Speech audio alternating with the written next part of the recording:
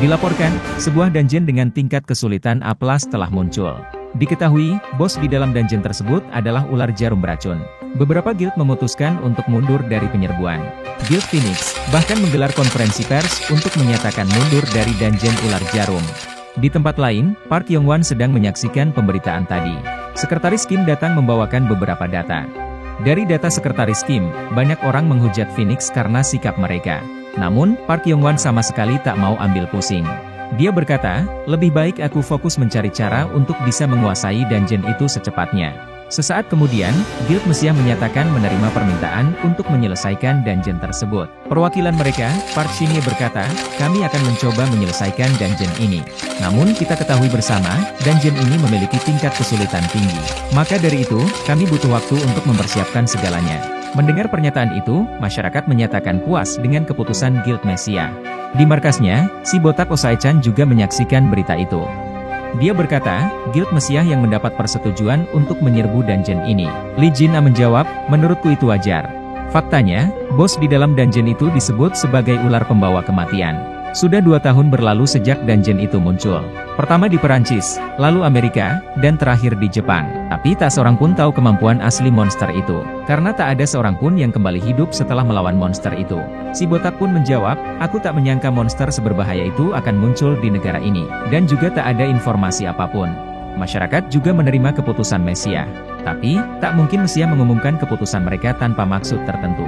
Si botak pun terpikir sesuatu. Dia berkata, lihat para bajingan kotor ini. Apa yang akan terjadi jika para guild ini menunda penyerbuan mereka? Lee Jin-a menjawab, bukankah sudah jelas, hanya orang-orang tak takut mati yang mau datang ke tempat itu. Pemerintah juga ingin menyingkirkan dungeon itu. Dan juga player dari negara lain pasti diundang. Si botak pun berkata, kau benar.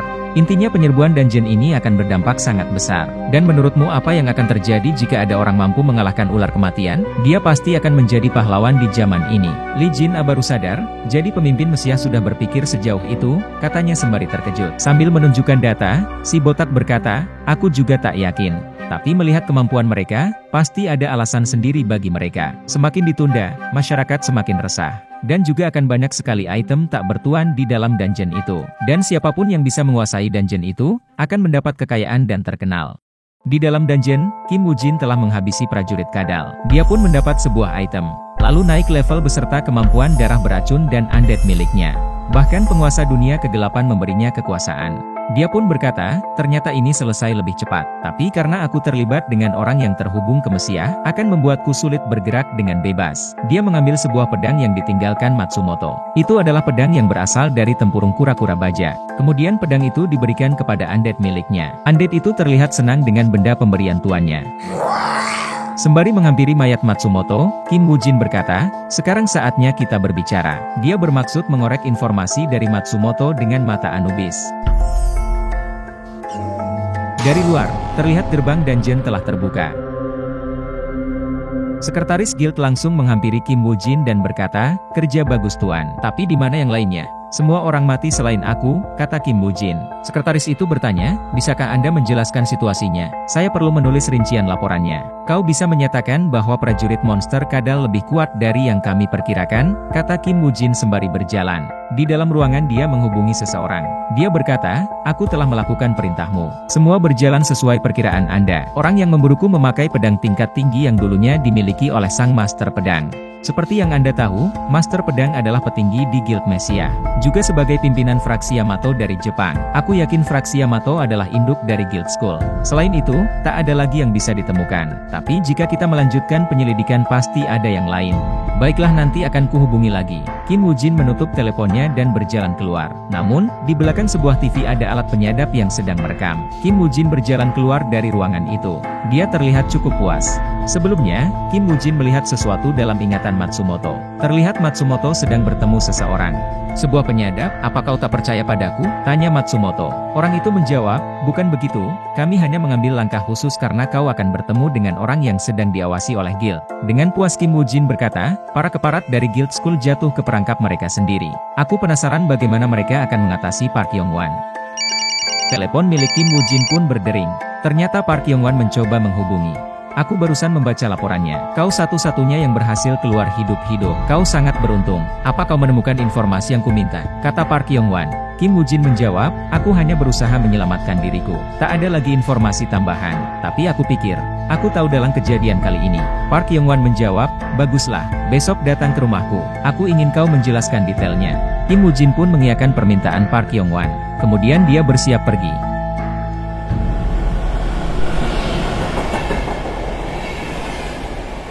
Sekarang Kim Woo-jin sudah sampai di loker stasiun Ilsan.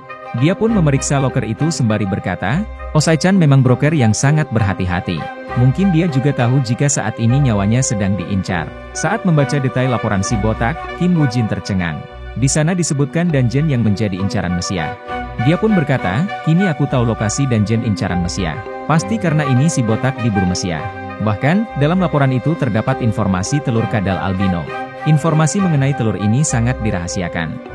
Bahkan Kim Woo-jin sendiri tak tahu sedikit pun tentang itu. Kim Woo-jin berkata, aku sangat penasaran, ada apa di dalamnya. Ini hanya sesuatu yang diketahui oleh si keparat Lee Si-jun. Sebuah petunjuk bagiku untuk mengungkap kebenaran yang disembunyikan.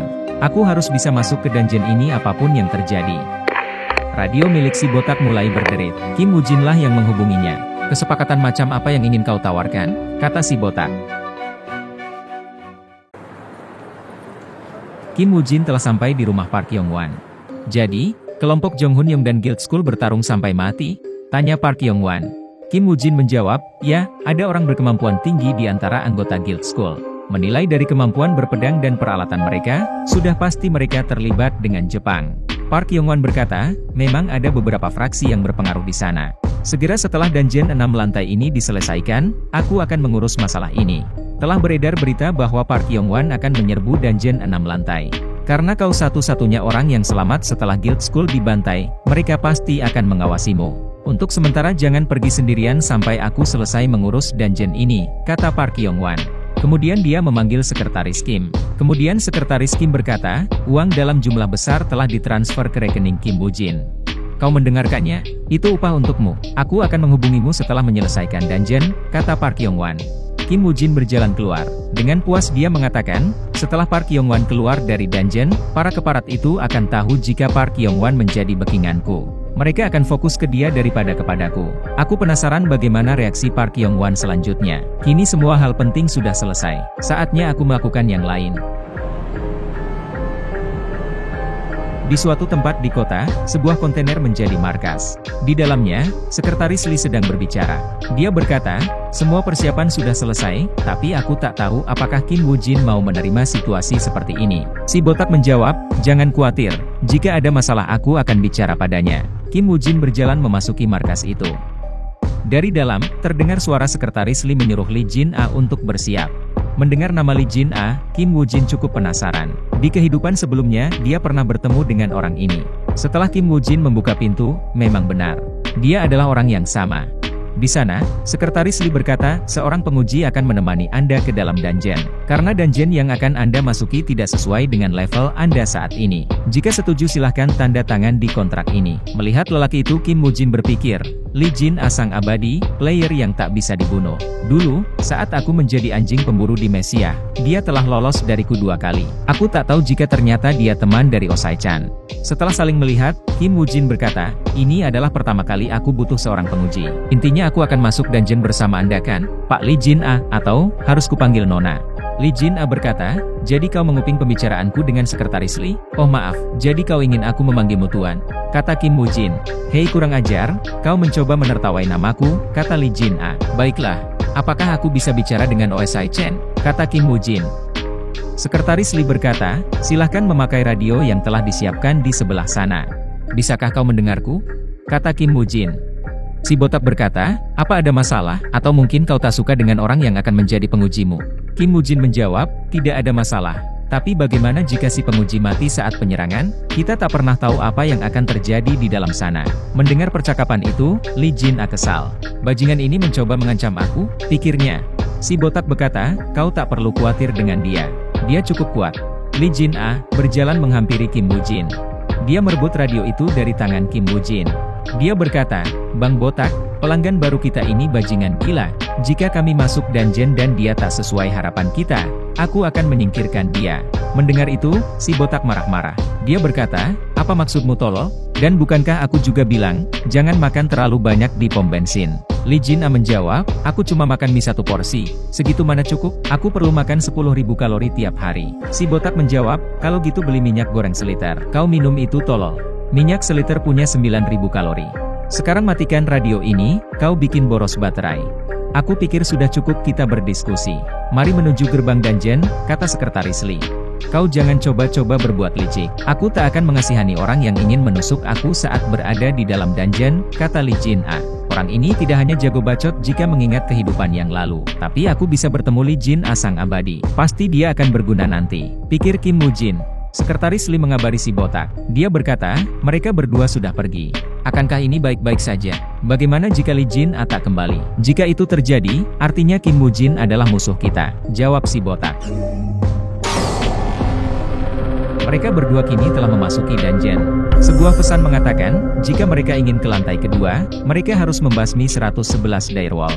Setelah melihat pesan itu, Li Jin A berkata, bukankah kau senang membuatku jengkel? Mari kita lihat bagaimana kau akan memburu 111 direwolf sendirian. Aku akan duduk santai di sini sampai kau memohon padaku untuk menyelamatkan nyawamu. Sekarang pergilah. Kim Woo Jin hanya terdiam mendengar ocehan Li Jin A. Li Jin A terus mengoceh, dia berkata, sekarang aku jadi merasa bersalah setelah melihatmu. Pasti terlalu sulit bagimu, tapi, kau harus tahu aku ini orang baik. Sekarang berlututlah, dan memohon maaf padaku. Mungkin nanti aku akan menolongmu. Melihat orang ini terus menyombongkan diri, Kim Woo Jin berpikir dia telah diberkahi oleh sungai Styx. Hanya orang yang memiliki kegigihan dalam kehidupan yang bisa mendapat berkah seperti itu. Walaupun kepalanya dipenggal, ataupun jantungnya dirobek, tetap akan abadi dan tak bisa mati. Kim Woo Jin berpikir, mungkin orang ini merasa bahwa dirinya sangat beruntung karena memiliki tubuh yang abadi. Tapi, karena kau sudah bertemu denganku, akan kubuat kau menyesal seumur hidup. Kim Woo Jin pun mulai membangkitkan undead miliknya. Melihat apa yang terjadi di depan matanya, Li Jin A mulai terdiam. Pasti kau akan menyesal, kata Kim Woo Jin.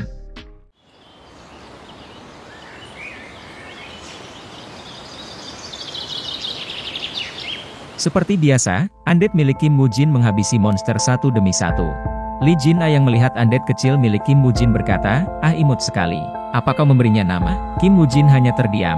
Li Jin A kembali berkata, aku selalu penasaran dengan caramu membersihkan dungeon seorang diri. Tapi, sekarang aku paham. Undead kecil itu sudah menghabisi banyak direwolf sendirian. Meskipun Li Jin A terus mengoceh, sebenarnya dia sudah memahami apa yang telah terjadi. Undead milik Kim Woo Jin bukanlah makhluk lemah. Dia berpikir, jika itu undead biasa, seharusnya berjalan saja sempoyongan. Kupikir makhluk itu hanya akan menjadi penghambat musuh. Tetapi nyatanya undead ini bisa bertarung layaknya player berlevel tinggi. Bukan hanya itu, semakin tinggi kemampuan Kim Woo Jin, maka semakin banyak undead yang bisa dipanggil. Bajingan ini terlalu berbahaya untuk dijadikan musuh. Sudah kuduga dia bukan orang biasa.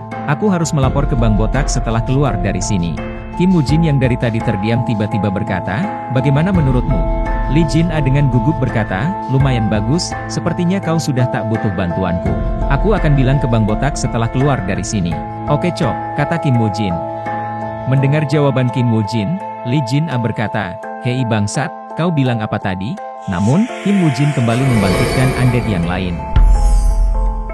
Li Jin A sadar sesuatu muncul di dekatnya. Sekarang undead Kim Woo Jin sudah dalam formasi penuh, dan mengepung Li Jin A. Li Jin A pun berkata, undeadmu sekarang menjadi ganas? Apa yang kau lakukan? Dia sekarang sadar dirinya sudah terpojok. Kim Woo Jin menjawab, kau bilang apa tadi? Kau mau duduk diam saja melihatku, sampai aku mengemis padamu? Li Jin A berkata, hei, aku tadi cuma bercanda. Sudah jelas tadi aku bercanda. Aku memang salah. Aku tak bermaksud menghinamu. Ya, aku memang yang salah, bajingan, kata Li Jin A sembari menerjang Kim Woo Jin. Namun, bukan berhasil memukul, Li Jin A malah dibanting oleh Kim Woo Jin. Sekarang Li Jin A terkapar di tanah. Dia terkejut dengan apa yang dia alami. Kim Woo Jin pun berkata, mencoba menyerangku dulu sebelum bertarung dengan para undeadku, sebuah percobaan yang mantap. Dengan apa yang dialaminya, Li Jin A berpikir, orang ini bergerak seperti sudah tahu apa yang akan terjadi. Bajingan ini dari awal menyembunyikan kekuatannya. Li Jin A kemudian berkata, apa tujuanmu mendekati kami? Demi membunuhku atau Bang Botak? Aku tak tahu apa yang kau mau, tapi kau tak akan dapat apapun dariku. Mulutku terkunci rapat. Kim Woo Jin pun menjawab, oh, begitukah? Kau tak terlihat cukup kuat. Tapi itu bukan masalah sama sekali.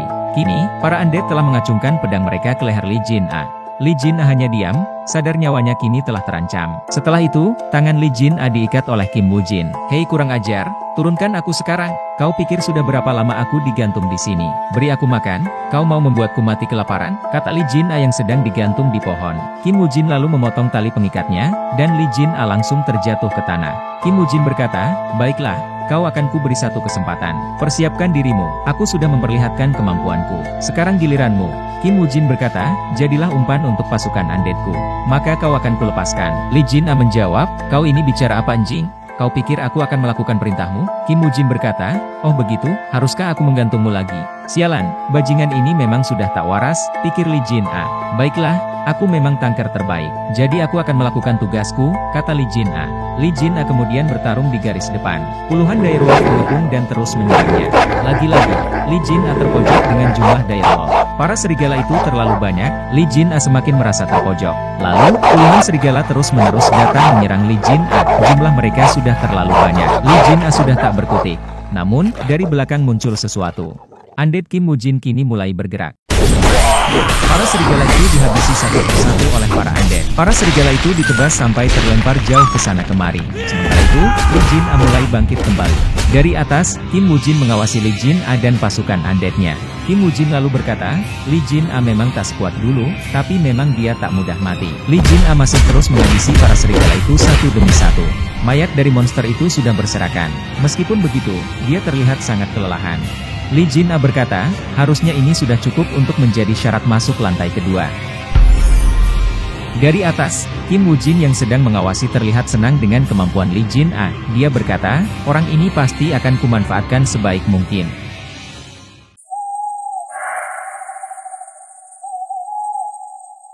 Ini benar-benar gila, kata Li Jin A. Gerombolan direwolf terus berlarian menyerang. Melihat Kim Woo Jin membawa lagi segerombol monster, Li Jin A berkata, orang ini sama sekali tak memberiku jeda. Para serigala yang datang langsung dihajar oleh Li Jin A. Tak mau kalah, undead Kim Woo Jin tanpa lelah terus menebas para serigala. Namun, Li Jin A terlihat sudah kelelahan. Satu serigala masih mencoba menggigit kaki Li Jin A. Lalu, dia melempar serigala itu ke undead Kim Woo Jin sembari berkata, ini yang terakhir, akan kuberikan padamu. Akhirnya, lantai satu sudah berhasil mereka kuasai. Sembari kelelahan, Li Jin A berkata, hei, kalian semua bekerja terlalu keras di sini karena memiliki tuan yang sudah tak waras. Kalian tak tahu, orang lain tak bekerja sekeras ini. Karena itu, kita harus tos dulu. Undead Kim Woo Jin malah berpaling dari Li Jin A. Sebal ditolak, Li Jin A berkata, keparat kecil, berani-beraninya kau mengabaikanku, padahal kau cuma boneka tulang. Saat Li Jin A mau menyentuh kepalanya, undead kecil itu menghindar dengan sigap. Li Jin A pun berkata, kurang ajar, kemari kau. Melihat kelakuan Li Jin A, Kim Woo Jin berpikir, dia benar-benar berbeda dari yang kutemui di masa lalu. Seorang pria kuat yang melawan Guild Messiah dengan tubuh abadi. Tapi, sekarang Li Jin A malah bermain dengan undeadnya. Kim Woo Jin berpikir, Li Jin A di masa itu, adalah salah satu manusia terkuat yang pernah ada. Memberikan sepotong dagingnya demi mencabut sebatang tulang musuhnya. Karena alasan itulah, aku tak bisa tergesa-gesa melawannya. Walaupun begitu, aku sama sekali tak melihat rasa amarah dan kebencian darinya sekarang. Pastinya, ada suatu pemicu yang mengubahnya. Aku tak punya ingatan mengenai si botak Osai Chen. Pastinya dia sangat dekat dengan Li Jin A. Mungkin kematian Osai Chen adalah penyebab amarah dan kebenciannya. Berarti, jika si botak tetap hidup, masa depan yang diimpikan oleh Messiah akan semakin jauh. Di sisi lain, Li Jin A memperhatikan Kim Woo Jin. Dia berpikir, aku tak tahu tujuannya, tapi orang itu memancing para direwolf dengan jumlah yang tepat.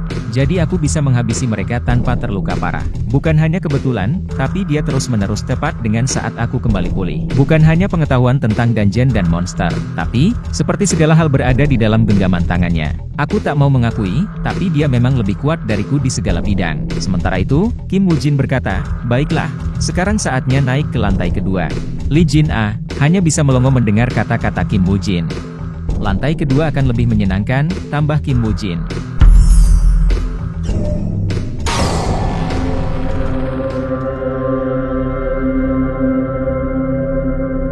Mereka berdua kini sudah sampai di lantai kedua. Li Jin A pun berkata, aku sangat lelah serasa hampir mati. Hei, aku sudah bekerja sangat keras hari ini. Setidaknya, aku ingin istirahat sebentar. Kim Woo Jin hanya terdiam sambil mengeluarkan beberapa botol. Botol itu terlihat seperti ramuan, kata Li Jin A. Kim Woo Jin berkata, apa kau bisa berlari kencang? Li Jin A menjawab, berlari kencang. Maksudmu apa? Kim Woo Jin kemudian melempar botol-botol itu ke sekitar Li Jin A. Lee Jin terkejut dan berkata, "Hei, apa-apaan ini? Apa maksudmu bangsat?" Kim Woo Jin tak memberi penjelasan apapun. Dia pun berkata, "Kau lebih baik segera berlari kencang mulai dari sekarang." Terdengar sesuatu datang dari kejauhan. Seekor monster kadal putih muncul dari hutan. Lee Jin kaget. Dia berkata, "Bajingan keparat ini sama sekali tak pernah membiarkanku santai. Aku akan sibuk sekarang." Sementara itu di berita, pemerintah telah membuka kesempatan guild luar negeri untuk ikut penyerbuan Dungeon Ular Jarum. Si botak yang membaca berita itu berkata, "Kita telah memprediksi ini akan terjadi, karena Mesiah bilang mereka sudah menyerah ke dungeon ini. Tapi, seberapa jauh jumlah pendaftar dari luar negeri?" Sekretaris Lee berkata, "Aku sudah selesai mengumpulkan datanya pagi ini. Selanjutnya tinggal menganalisa dan membandingkan datanya." "Bagus, masih ada waktu lagi sampai Lee Jin kembali," jawab si botak. Sekretaris Lee berkata, "Akankah Lee Jin baik-baik saja?" Sementara itu di dalam dungeon, Lee Jin tengah diburu oleh monster kadal putih. Dia pun berkata, "Apa yang terjadi? Kenapa hanya aku yang terus dikejar?" Sementara itu, Undead Kim Woo Jin mengejar kadal putih itu. Lee Jin pun berkata, "Aku tak tahu apa yang terjadi, sepertinya aku harus menjadi umpan lagi." Sekarang Lee Jin berhadapan langsung dengan kadal putih. Dia pun berkata, "Sialan, apanya yang lebih menyenangkan dari lantai pertama? Aku akan membunuh keparat itu setelah keluar dari dungeon ini." Kadal putih itu terus mencoba menyerang Lee Jin. Dari kejauhan, Kim Woo Jin hanya terdiam melihat Lee Jin yang sedang susah payah menahan kadal itu. Dia pun berkata, "Si tolol yang tak bisa mati ini memang sangat berguna." Lee Jin terus mencoba bertahan dari serangan monster kadal putih. Dia pun berkata, "Mari sudahi bermain-main dan segera menghabisi monster ini." Satu demi satu, Undead Kim Woo Jin menyerang monster itu. Setiap pedang yang menancap di tubuhnya, membawa racun darah milik Kim Woo Jin. Dengan semakin banyak pedang yang menancap, darah itu telah sepenuhnya meracuni monster itu. Melihat cara para undead itu bertarung, Lee Jin berkata, "Para undead ini terlihat seperti dilatih berbeda tiap unit. Jika saja orang lain yang memanggil mereka, biasanya hanya dipakai untuk pembantu dan pengulur waktu." Racun darah itu semakin menggerogoti nyawa monster kadal putih. Monster itu mencoba menyerang dengan ekornya. Tapi, semua undead Kim Woo Jin mampu menghindarinya. Monster itu kembali melihat keadaan sekitar. Tapi lagi-lagi, dia tak peduli dengan para undead, dan satu-satunya arah yang dia lihat adalah Lee Jin. Dia pun berkata, "Apa sebenarnya yang terjadi? Kenapa kadal ini tak bisa melihat para undead itu dan hanya memburuku? Sihir macam apa yang dipakai oleh Kim Woo Jin? Keparat itu memang merencanakan ini dari awal." Belum selesai dia berbicara, monster itu memukul Lee Jin dengan ekornya. Lee Jin merasakan luka berat dari serangan itu. Pukulan itu membuatnya terlempar sampai menghancurkan pepohonan. Namun, itu tak cukup untuk menghabisi Lee Jin. Sekarang dia mengaktifkan kemampuan berkah dari Sungai Styx. Dia kembali bangkit dan terlihat masih kuat bertarung. Dari kejauhan, Kim Woo Jin mengamati pertarungan itu. Dia pun berkata, "Orang ini memang kuat." Walaupun terkena serangan sekuat itu, dia dengan cepat bisa pulih kembali. Monster itu sekarang kembali berhadapan langsung dengan Lee Jin. Dia berkata, "Ini sangat buang-buang tenaga." Ini, Lee Jin mulai berhenti bertahan dan fokus melakukan serangan balik. Lee Jin mulai menyerang dengan kedua tinju besi miliknya. Dia pun melancarkan pukulan kuat bertubi-tubi ke kaki monster itu. Monster itu mulai melemah dan tersungkur ke tanah. Undead milik Kim Woo Jin tak membuang kesempatan. Mereka semua berlari ke arah monster kadal putih. Perhatian monster itu, kini hanya tertuju pada Lee Jin. Dia pun berkata, "Para tulang keparat ini memperlakukanku layaknya umpan. Sama seperti kelakuan dari pemilik mereka." Dua undead menusuk kadal itu dengan pedang besar. Kini darah beracun semakin menjalar kuat di tubuh kadal itu. Kemudian satu undead melompat ke atas dan melancarkan serangan pamungkas. Serangan itulah yang membuat monster kadal putih ditumbangkan. Sekarang, Lee Jin merasa cukup lega. Melihat monster itu telah mati, Kim Woo Jin turun. Dia mendapat gelar pemburu kadal sebagai penghargaan atas prestasinya. Level darah beracun dan pasukan undeadnya pun naik. Bahkan Nimbus penguasa dunia ke-8 memberinya sebagian kekuasaan. Kim Woo Jin cukup puas dengan apa yang dia dapatkan. Sementara itu, seekor troll sedang menghancurkan undead. Monster itu dikepung oleh sekelompok undead berlapis baja. Setelah usaha keras, akhirnya para undead itu berhasil menjatuhkan monster troll. Para undead itu adalah milik John Jeor. Dia pun berkata, "Dasar pasukan undead bodoh. Jika mereka bergerak maju dan mundur seperti itu, mereka akan hancur satu persatu. Aku harus membangkitkan lebih banyak." Setelah menghabisi 50 monster troll, dia naik level. Namun dengan gelar pemburu troll, masih belum cukup untuk mendapat kekuatan dari Nimbus penguasa dunia ke-8. kegelapan. Dia pun berkata, aku telah membasmi 50 troll sendirian, bajingan macam apa yang disukai oleh penguasa dunia kegelapan. Dan orang yang diberi kekuatan oleh penguasa dunia kegelapan tak lain adalah Kim Woo Jin. Sebelum video ini dimulai, klik tombol subscribe dan like, agar channel ini cepat update.